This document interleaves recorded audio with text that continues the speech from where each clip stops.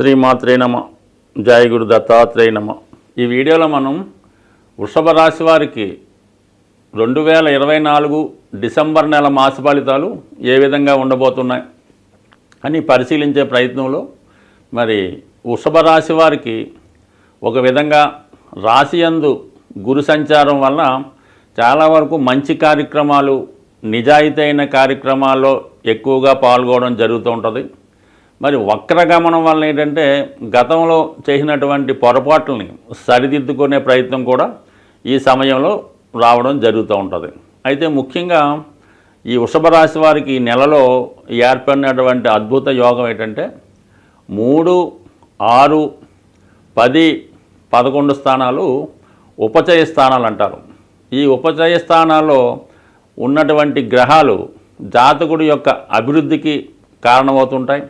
అలాగే ఈ స్థానాల్లో ఉన్నటువంటి గ్రహాలు ఒక గ్రహానికి ఇంకొక గ్రహం సహకరించుకోవడం వల్ల జాతకుడు తన స్వయం కృషితో సక్సెస్ పొందే అవకాశం ఉంటుంది.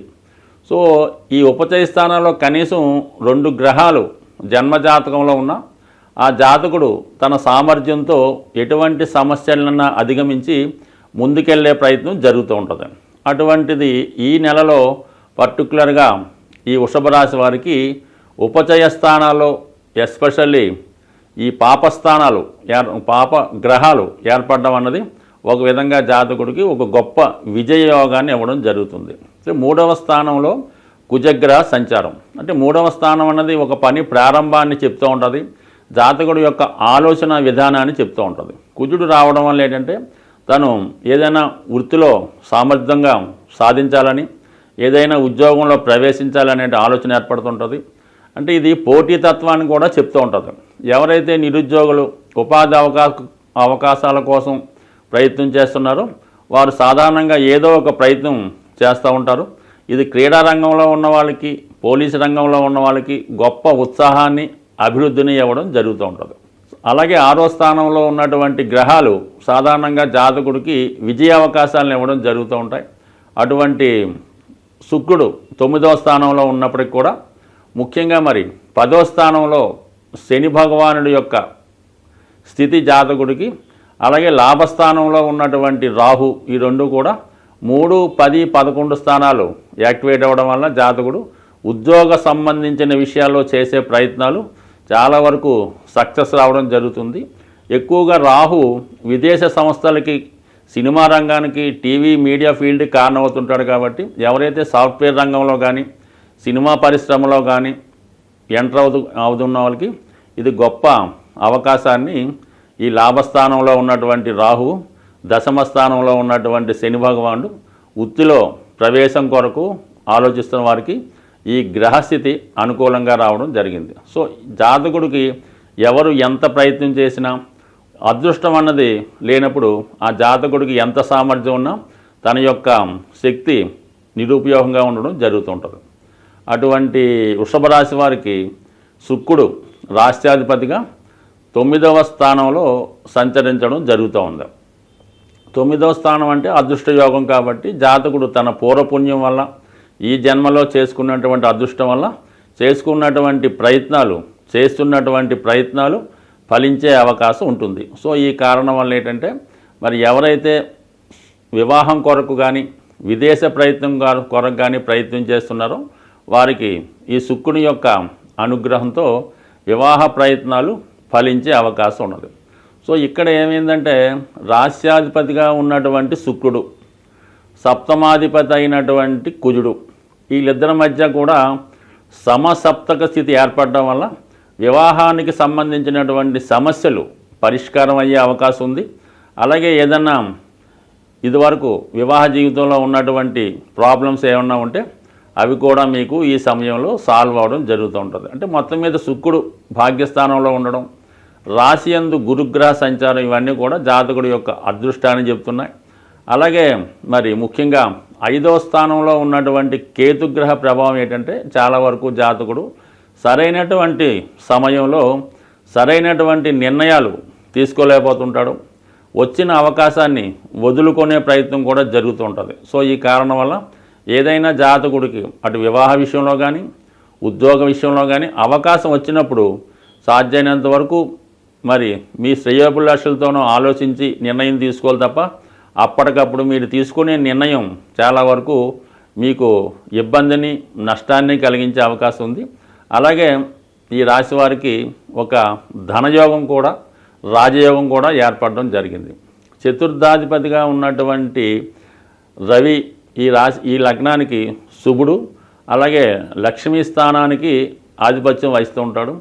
అలాగే పంచమాధిపతిగా ఉన్నటువంటి బుధుడు, ఈ శుక్ర, ఈ బుధ రవి బుధాదిత్య యోగం ఏర్పడటం, కేంద్ర కోణాధిపతులు వేరొక కేంద్రంలో కలటం వల్ల సప్తమంలో ఏర్పడినటువంటి ఈ బుధాదిత్య యోగం వృషభ రాశి వారికి వారి యొక్క జీవిత భాగస్వామి యొక్క హోదా పెరుగుతుంది.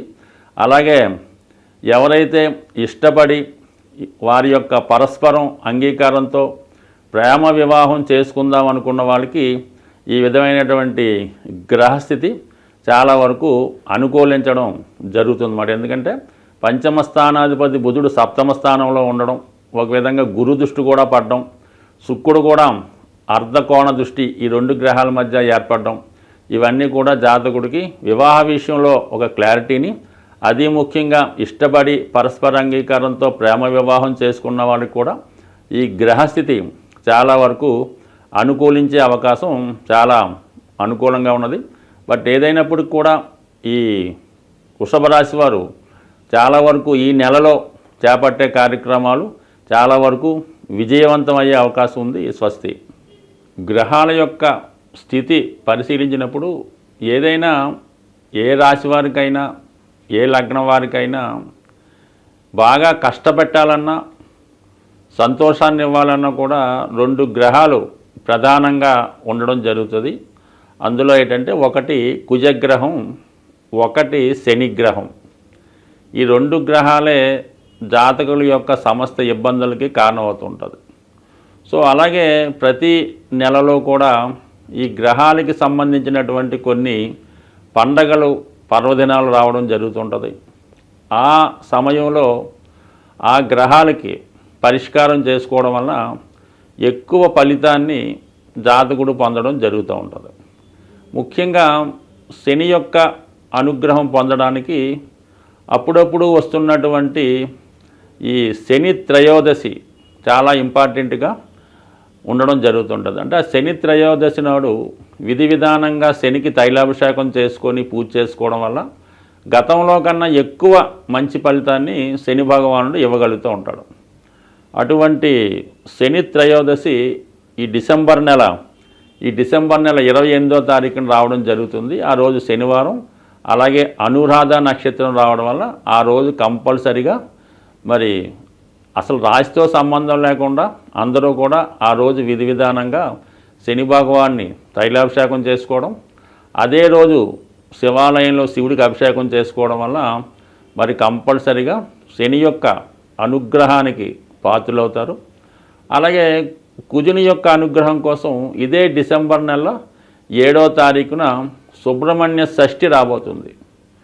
సో కుజగ్రహ అనుగ్రహం పొందాలంటే కంపల్సరీగా సుబ్రహ్మణ్య స్వామి ఆరాధన చేసుకోవడం వల్ల మరి కుజుని ద్వారా వచ్చే ఇబ్బందులు, ఒకటి వివాహం ఆలస్యం అవడం, వివాహంలో గొడవలు, విడాకుల సమస్యలు, సంతానం కలగకపోవడం, పిల్లలకి అనారోగ్యం, ఆర్థికపరమైన సమస్యలు, ఇవన్నిటికీ కూడా కుజుడే కారణమవుతుంటాడు. సుబ్రహ్మణ్య స్వామి ఆరాధన వల్ల కుజగ్రహ అనుగ్రహం పొందడం జరుగుతుంది. అటువంటి సుబ్రహ్మణ్య షష్ఠి రోజు ఖచ్చితంగా విధి విధానంగా ఉపవాసం ఉండి మరి ఆ సుబ్రహ్మణ్య స్వామికి వీలైన వారు అభిషేకాదులు నిర్వహించుకోవడం వల్ల, ఆ రోజు ఉపవాసం ఉండడం వల్ల కంపల్సరిగా ఈ రెండు గ్రహాల యొక్క అనుగ్రహానికి పాత్రలవడం జరుగుతుంది. కాబట్టి కంపల్సరిగా మరి ఈ రెండు కంపల్సరిగా పాటించండి. అలాగే చాలా వరకు ఈ నెలలో మీకు ఏ ఇష్టదైవాన్ని పూజించుకున్నా మంచి ఫలితం పొంది ఆ గ్రహాల యొక్క అనుగ్రహానికి పాత్రలవుతారని ఆశిస్తూ స్వస్తి.